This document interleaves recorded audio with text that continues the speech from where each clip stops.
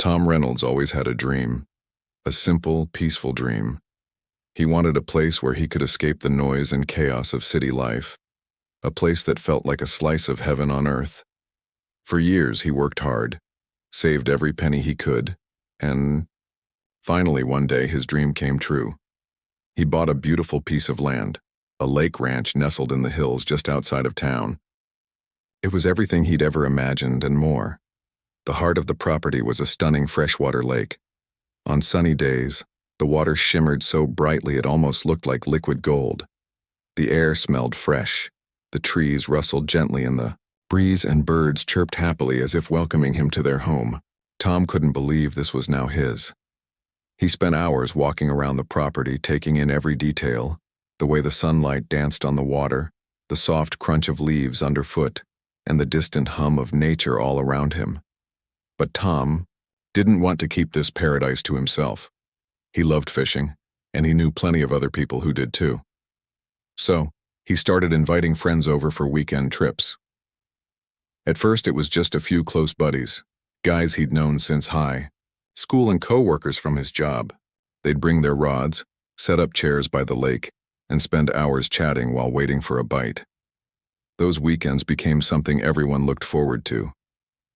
People laughed, shared stories, and left feeling refreshed, like they'd been given a break from the real world. Word spread quickly.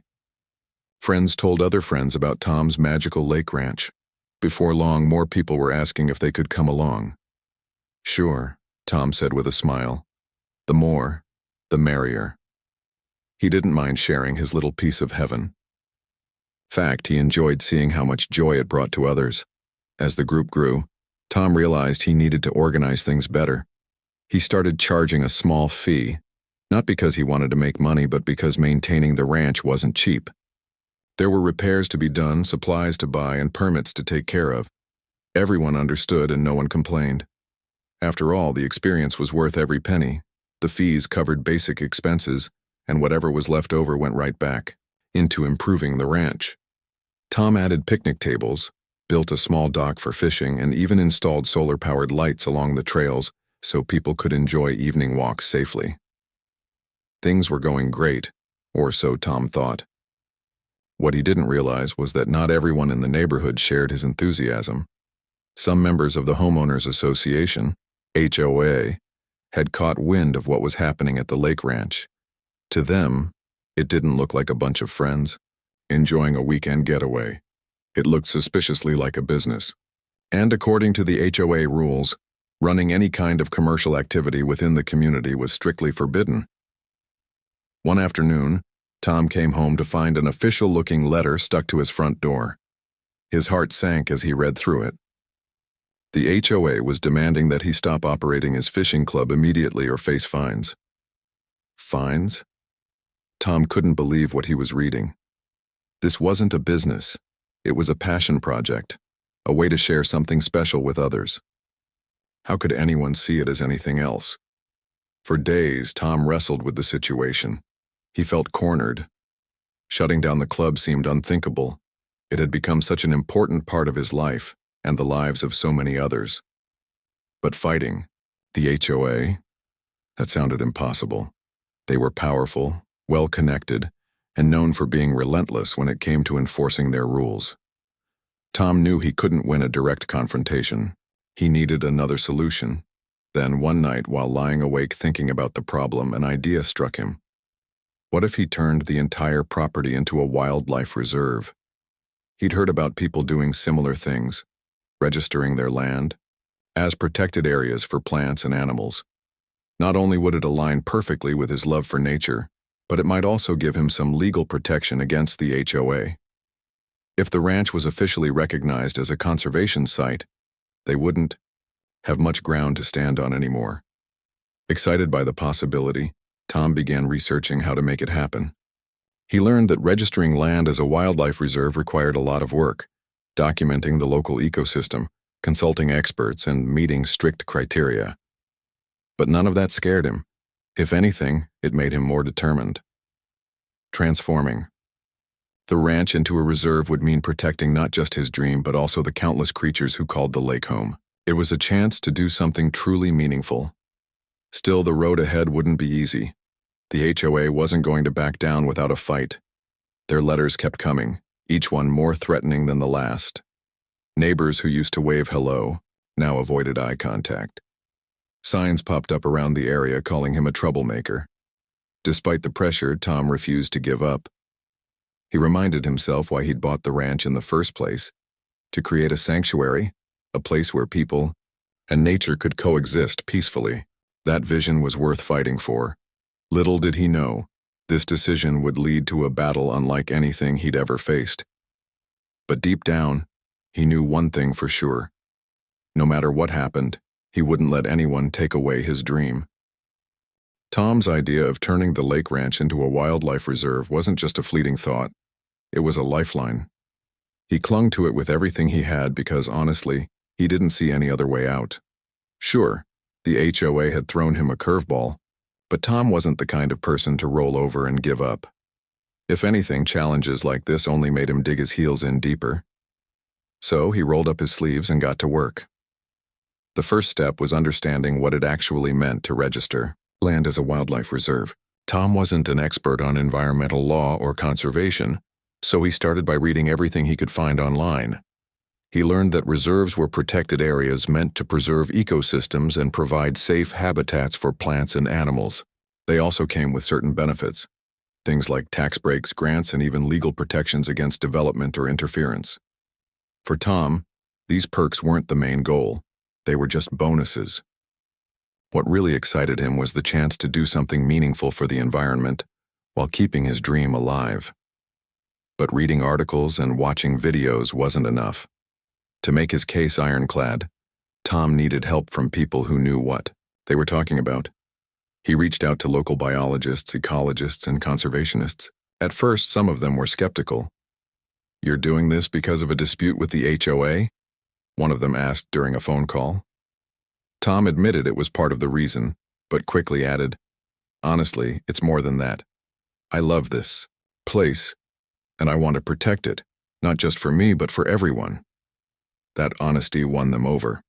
Over the next few weeks, Tom worked closely with a team of experts to assess the property. They surveyed the lake, studied the surrounding woods, and documented every plant and animal species they could find. Turns out, the ranch was teeming with life. There were fish swimming in the lake, deer wandering through the trees, and birds nesting along the shoreline. One biologist even spotted a family of otters playing near the water, a rare sight in that part of the country. Each discovery filled Tom with pride. This wasn't just a piece of land. It was a thriving ecosystem, worth saving. With the experts' guidance, Tom began making changes to prepare the ranch for its new role as a reserve. He installed nesting boxes for birds and bat houses to encourage biodiversity. Along the edges of the lake, he planted native shrubs and grasses to prevent erosion and create natural habitats. He even set up cameras to monitor wildlife activity, capturing footage of raccoons, foxes, and even a bald eagle soaring overhead. Every improvement brought him closer to his goal, but it also reminded him how much work still lay ahead. Meanwhile, the HOA wasn't letting up. If anything, their attacks grew more aggressive. They sent another round of letters, each one nastier than the last. "Cease operations immediately," one read. "Failure to comply will result in legal action." Tom sighed every time he opened his mailbox. He knew ignoring them wasn't an option, but responding directly felt pointless. These people weren't interested in compromise. They wanted him to fold. Things escalated further when the HOA posted signs around the neighborhood labeling Tom as a troublemaker. Some neighbors who used to visit the ranch stopped coming altogether, either out of fear of backlash or because they genuinely believed the HOA's accusations. It hurt, but Tom tried not to let it get to him. He reminded himself that not everyone would understand his vision. Besides, he had bigger things to focus on. One evening, after a long day of planting saplings and clearing trails, Tom sat by the lake with a cup of coffee. The sun was setting, painting the sky in shades of orange and pink. As he sipped his drink, he noticed something moving in the water.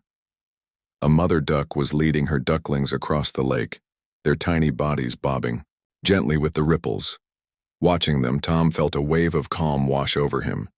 This was why he was doing all of this, for moments like these, where nature reminded him of its beauty and resilience. Still, the loneliness weighed on him. Running the fishing club had been social and fun. But now, with the HOA breathing down, his neck and fewer visitors coming around, Tom often found himself working alone. He missed the laughter, the conversations, the sense of community. But he refused to dwell on it. Instead, he poured his energy into planning for the future. Once the reserve was official, he hoped to bring people back, not just for fishing, but for educational tours, birdwatching, and nature walks. Maybe then the skeptics would see the value of what he was trying to build. As the weeks turned into months, Tom continued chipping away at the process. He filled out forms, submitted applications, and attended meetings with government officials. It was tedious work, but he took comfort in knowing he was laying the foundation for something lasting. He imagined families visiting the reserve years. From now, kids learning about conservation and retirees enjoying quiet strolls by the lake. Those visions kept him going, even when the road felt impossibly long. But just as Tom thought he was gaining momentum, the HOA struck again. This time, they filed a formal complaint with local authorities, accusing him of violating zoning laws and disrupting the community. Neighbors who hadn't said a word before suddenly chimed in, claiming the increased foot traffic and noise were ruining their peace. Tom couldn't believe it. He'd gone out of his way to minimize disturbances, posting quiet hours, limiting group sizes, and enforcing strict rules about littering. Yet here he was being painted as some kind of villain. Feeling overwhelmed, Tom decided it was time to seek professional advice. He hired a lawyer who specialized in property disputes. She listened patiently as he explained the situation, nodding along as he described his plans for the reserve. When he finished, she smiled reassuringly.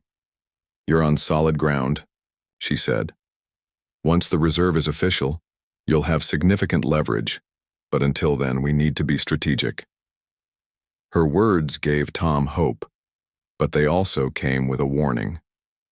Registering the land wouldn't happen overnight. In the meantime, he needed to brace himself for more pushback from the HOA. They weren't going to back down easily, and neither should he. Armed with this advice, Tom returned to the ranch ready to fight harder than ever. Despite the mounting pressure, Tom refused to lose sight of his mission. Every tree he planted, every trail he cleared, and every animal he photographed reinforced his belief that he was doing the right thing. The HOA might have seen him as an adversary, but Tom saw himself as a guardian, a protector of something far greater than any disagreement over rules or fines. And deep down, he knew that if he stayed, true to his vision, the world would eventually see it too. Tom's journey was far from smooth, but he wasn't the kind of person to back down when things got tough. In fact, the more resistance he faced, the more determined he became. He knew that registering his lake ranch as a wildlife reserve wouldn't be easy, especially with the HOA breathing down his neck. But instead of crumbling under the pressure, Tom decided to fight smarter, not harder. The first step was proving to everyone, his neighbors, the HOA, and even local authorities, that his intentions were genuine. It wasn't just about avoiding fines or winning some petty argument. It was about creating something meaningful. So, Tom went all in on documenting every aspect of the ranch's transformation. He took photos of the nesting boxes he'd installed for birds, recorded videos of deer grazing near the lake at dawn, and even wrote detailed notes about how planting native vegetation helped stabilize the shoreline. He wanted there to be no doubt in anyone's mind that this land was being cared for, not exploited. As he worked, Tom realized that communication would be key. People weren't going to change their minds overnight, but maybe if they understood his vision better, they'd stop seeing him as the enemy. With that in mind, he started reaching out to his neighbors. Not everyone had turned against him. Some still quietly supported his efforts, even if they didn't say so publicly. To these folks, Tom sent handwritten letters explaining what he was trying to achieve. He invited them to visit the ranch, promising a peaceful walk through the trails where they could see firsthand how much care he'd put into preserving the area. A few accepted his invitation, and those visits made a world of difference. One neighbor, an older woman who lived 2 properties down, came by one afternoon. She brought her grandson, a curious kid who loved animals. Together, they walked along the lakeshore while Tom pointed out tracks left by raccoons and explained how otters had recently returned to the area after years of absence. The boy's eyes lit up as he watched a blue heron take flight from the reeds. By the end of the visit, the grandmother thanked Tom sincerely. "I didn't realize how much work you've been doing here," she said. "You're not just protecting this place, you're giving it life." That moment stuck with Tom. It reminded him why he'd started this whole thing in the first place, to share the beauty of nature with others. Slowly but surely, word began to spread. Neighbors who had once ignored him, or worse, sided with the HOA, started coming around. Some admitted they'd misunderstood his intentions, while others simply appreciated the effort he was putting into making the ranch a sanctuary. Even though the HOA remained hostile, Tom felt a glimmer of hope. If enough people saw the value of what he was building, maybe the tide would turn in his favor. But the HOA wasn't about to let him off the hook that easily. As Tom gained momentum, they doubled down on their attacks. They called special meetings to discuss his illegal activities, plastered flyers around the neighborhood accusing him of breaking rules, and even tried to rally other homeowners to join their cause. At one particularly heated meeting, Tom found himself face to face with a room full of angry residents. The tension was palpable. One man stood up and accused Tom of ruining the neighborhood's tranquility. "Ever since you started this so-called reserve, we've had strangers wandering around disturbing our peace." Another chimed in, claiming that increased foot traffic was damaging nearby roads. Tom listened patiently, letting them vent their frustrations. When it was finally his turn to speak, he took a deep breath and addressed the crowd calmly.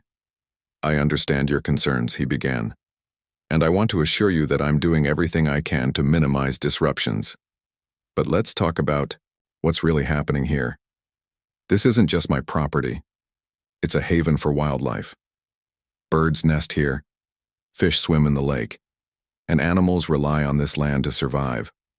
By turning it into a reserve, I'm ensuring that future generations will have a chance to experience this beauty too. Isn't that worth protecting?"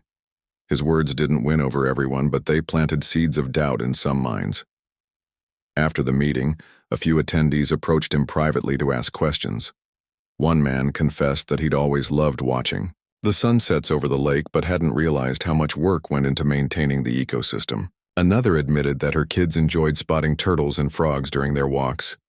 These small victories gave Tom strength to keep pushing forward. Despite the growing support, the legal battle raged on. The HO lawyers filed paperwork challenging the legitimacy of Tom's reserve application, arguing that it violated community guidelines. For months, Tom and his lawyer exchanged documents, attended hearings, and prepared counter-arguments. It was exhausting and expensive, but Tom refused to give up. Every setback only fueled his determination to prove that his vision was valid. Then, one day, something unexpected happened. While Tom was out checking trail cameras, he noticed a car parked near the entrance to the ranch. 2 men in khaki uniforms stepped out, carrying clipboards and binoculars. They introduced themselves as state wildlife officials conducting research on migratory bird patterns. Tom was surprised they hadn't contacted him beforehand, but he welcomed them warmly and offered to show them around.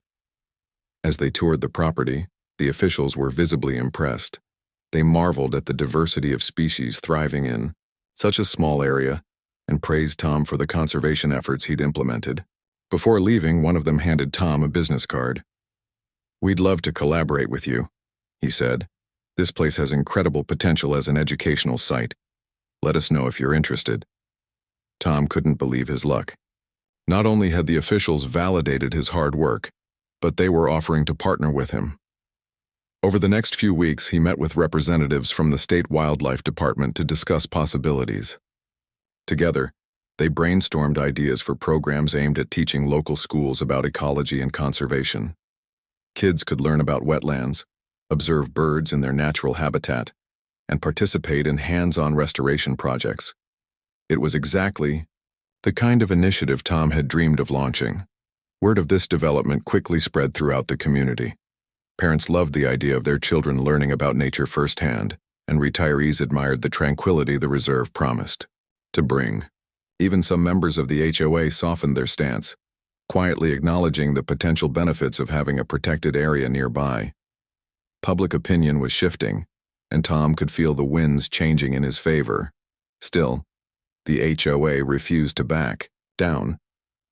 Determined to have the final say, they escalated their campaign by filing a lawsuit challenging the legitimacy of Tom's reserve designation. The ensuing legal battle dragged on for months, draining both sides emotionally and financially, but Tom held firm, knowing that victory was within reach. He continued documenting every interaction with the HOA, gathering evidence to support his case should it go to court. Through it all, Tom never lost sight of his ultimate goal, whether it was planting another tree, installing a new birdhouse, or hosting a group of curious schoolchildren. He poured his heart into making the ranch a sanctuary for everyone, not just humans, but the countless creatures who called it home. He knew the road ahead wouldn't be easy, but he also knew that perseverance would pay off in the end. And deep down, he believed that no matter how hard the HOA fought, they couldn't silence the voices of those who truly mattered. The birds singing in the trees, the fish swimming in the lake, and the people who recognized the importance of preserving nature for generations to come. The lawsuit filed by the HOA felt like a punch to the gut. It wasn't just about money, though the mounting legal fees were certainly stressful. It was the endless uncertainty that got to Tom the most. Every day brought another letter, another deadline, another demand for documents he didn't even know existed. He spent hours on the phone with his lawyer, poring over paperwork and preparing arguments. Nights were restless, filled with thoughts of worst-case scenarios. What if he lost? What if all his hard work went down the drain? But despite the chaos, Tom refused to lose focus. Deep down, he knew this fight wasn't just about him anymore. It had become something bigger, a stand for what he believed in. And every time doubt crept in, he reminded himself why he'd started this journey in the first place. This wasn't just a battle against the HOA. It was a chance to prove that people could coexist with nature without destroying it. One morning, as Tom sipped his coffee by the lake, an idea struck him. Fighting back legally was important, but maybe there was another way to win hearts and minds. Maybe he needed to show the community, not just tell them, why the reserve mattered. That's when inspiration hit. He would host an open house at the ranch. Not just any open house, though. He'd invite everyone: neighbors, local officials, teachers, even members of the HOA. He wanted to give them a first-hand look at what he was trying to protect. Tom threw himself into planning the event. He cleaned up the trails, hung colorful banners welcoming visitors, and set up informational booths along the lakeshore. One station highlighted the different bird species that called the ranch home, complete with photos and recordings of their calls. Another showcased the native plants he'd planted, explaining how they helped prevent erosion and support wildlife. There was even a kids' corner with binoculars and activity sheets so young visitors could spot animals or learn fun facts about the ecosystem. On the day of the open house, Tom woke up early, his stomach churning with nerves. Would anyone show up? Would they care? Or would the whole thing flop, leaving him more isolated than before? As he drove to the ranch, he rehearsed what he'd say to visitors, practicing how to explain his vision without sounding defensive. By the time he arrived, a small crowd was already gathering near the entrance. His heart skipped a beat. People had come. As the day unfolded, something incredible happened. Visitors wandered through the trails, marveling at the sights and sounds around them. Kids squealed with delight when they spotted frogs hopping near the water, while parents snapped photos of deer grazing in the distance. At one point, a group of elderly neighbors stopped to admire the nesting boxes Tom had installed for birds.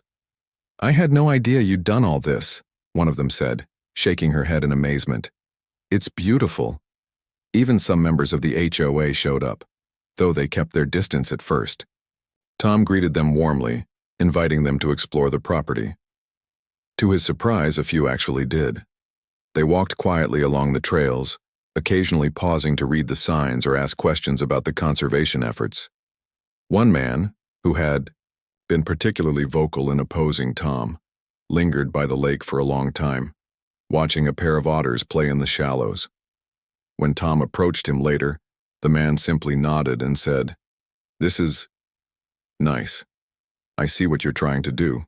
Here, those few words meant more to Tom than he could express.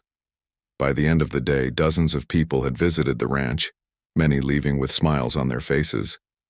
Some promised to bring their families back soon, while others offered to volunteer for future projects. A local journalist even stopped by, writing a glowing article about the event for the town newspaper. The headline read, "Local man turns controversial ranch into nature sanctuary." For the first time in months, Tom felt a flicker of hope. Encouraged by the positive response, Tom decided to keep the momentum going. He reached out to schools and community groups, offering guided tours and educational programs. Teachers jumped at the opportunity, eager to give students a chance to connect with nature outside the classroom. On weekends, buses began arriving at the ranch, filled with excited kids armed with notebooks and cameras. Tom loved seeing their faces light up as they discovered turtles sunning themselves on logs or watched a hawk soar overhead. He also started hosting workshops for adults, teaching them about sustainable practices like composting, rainwater harvesting, and planting native species. These events drew a diverse crowd, from retirees looking for hobbies to young professionals interested in environmentalism. Over time, the ranch became more than just a piece of land. It became a hub for the community, a place where people gathered to learn, share ideas, and reconnect with the natural world. Despite these successes, the HOA remained a thorn in Tom's side. While public opinion was shifting in his favor, the organization refused to budge. Their lawsuit dragged on, with lawyers exchanging arguments and counter-arguments in courtrooms that felt worlds away from the peaceful sanctuary Tom had built. The stress was relentless, but Tom found ways to cope. He leaned on friends who supported him, took long walks by the lake to clear his mind, and reminded himself daily that he was fighting for something worthwhile. Then, one afternoon, Tom received a call from his lawyer. The tone of her voice told him something big was coming. "We've got good news," she said. "The State Wildlife Department has agreed to fast-track your application for reserve status. They're impressed with everything you've done and they're willing to step in to help defend it against the HOA's claims." Tom nearly dropped the phone. Fast-tracking? That was unheard of. Typically, applications took years to process, bogged down by red tape and bureaucracy. But thanks to the partnerships he'd formed with the Wildlife Department and the growing public support for his project, officials had decided to make an exception. It was a game changer. With this new development, the tide truly began to turn. Local politicians started speaking out in favor of the reserve, praising its potential as an educational resource and ecotourism destination. Even some longtime critics within the HOA softened their stance, realizing they were fighting a losing battle. While they didn't openly admit defeat, their attacks grew less frequent and less aggressive. For the first time in ages, Tom felt like he could breathe again. But the real turning point came during a community meeting held at the town hall. Dozens of residents packed the room, eager to discuss the future of the ranch. When it was Tom's turn to speak, he stood nervously at the podium, scanning the sea of faces before him. Some were friendly, others skeptical, but all were listening intently. "I know we don't always agree," he began, his voice steady despite the butterflies in his stomach, "and I understand that change can be scary. But this isn't just about me or the HOA. It's about giving our community something we can all be proud of, something that benefits everyone, now and for generations to come." He paused, letting his words sink in. Then, gesturing toward the projector screen behind him, he showed images of the ranch, lush greenery, sparkling water, and animals thriving in their natural habitat. "This land is alive," he continued. "It's a gift, and together, we have the power to protect it." When he finished speaking, the room erupted in applause. Not everyone cheered, of course, but enough people did to make it clear that Tom's message had resonated. Afterward, several attendees approached him to shake his hand or offer words of encouragement. One woman, whose husband had initially opposed the reserve, hugged him tightly. "Thank you," she whispered. "You're doing something amazing." That night, as Tom drove home under a sky full of stars, he allowed himself a moment of quiet pride. He wasn't naive enough to think the fight was over. The lawsuit still loomed, but he could feel the balance tipping in his favor. The community was waking up to the value of what he was trying to create. And for the first time since the HOA's initial threats, Tom dared to believe that victory might actually be within reach. What started as a dream, a simple desire to share a piece of paradise with others, had grown into something far greater. Against all odds, Tom had turned his little lake ranch into a beacon of hope, proving that sometimes the hardest battles yield the sweetest victories. The courtroom was tense, charged with an energy that felt like it could crackle and spark at any moment. Months of legal battles, depositions, and endless paperwork had led to this, the final verdict. Both sides sat on opposite ends of the room, their faces masks of anticipation. The homeowner leaned forward slightly, hands clasped tightly together, while across the aisle, the HOA board members exchanged nervous glances. This wasn't just about a bridge or vacation rentals anymore. It was about who would emerge victorious in a fight that had consumed everyone involved. When the judge finally spoke, the words hit like a thunderclap. The HOA had acted unlawfully by demolishing the bridge without proper consent and must compensate the homeowner for damages. But that wasn't all. In a stunning twist, the court ruled that the HOA couldn't retroactively enforce anti-rental policies against existing homeowners. It was a landmark decision, one that sent shockwaves through gated communities everywhere. For the homeowner, it was vindication, a public declaration that they were right all along. As the gavel came down, signaling the end of the trial, the HOA board members slumped in their seats, defeated. Some looked visibly shaken, others furious, but none dared argue with the ruling. Outside the courthouse, reporters swarmed the homeowner, shoving microphones in their face and firing off questions. How does it feel to win? What's next for your business? Do you have a message for the HOA? Smiling faintly, the homeowner kept their answers short and sweet. Justice has been served, they said simply, before stepping into a waiting car. Back at the lakefront property, life slowly returned to normal, or at least as close to normal as it could get after such a whirlwind year. The homeowner wasted no time rebuilding the bridge, this time designing it to be sturdier and more beautiful than ever. Wide planks of polished wood stretched across the water, flanked by strings of twinkling fairy lights. At night, the bridge glowed softly, casting reflections on the calm surface of the lake. It became a symbol not just of connection but of resilience, proof that even something broken could be rebuilt stronger. But the homeowner didn't stop there.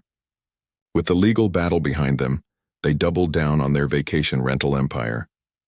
More properties were added, each one surpassing the last in luxury and creativity.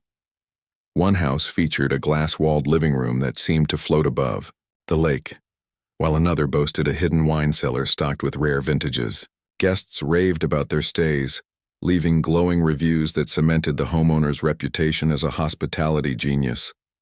Bookings poured in faster than they could keep up with, and profits soared into the millions. Meanwhile, the HOA struggled to recover from the fallout. Membership dwindled as disgruntled residents moved away, tired of the constant drama and declining property values. Keyboard members resigned in disgrace, unable to face the mounting criticism from neighbors and the media alike. Those who stayed found themselves drowning in debt, thanks to skyrocketing utility bills and rising insurance premiums caused by the influx of short-term renters. Attempts to impose new rules fell flat, met with resistance from both the homeowner and other residents who saw the HOA as powerless and out of touch. Despite the chaos, the homeowner refused to gloat openly. They knew they'd won, and that knowledge was enough. Instead, they focused on growing their business and giving back to the community, Not the HOA, but the real community, the people who lived and worked around the lake.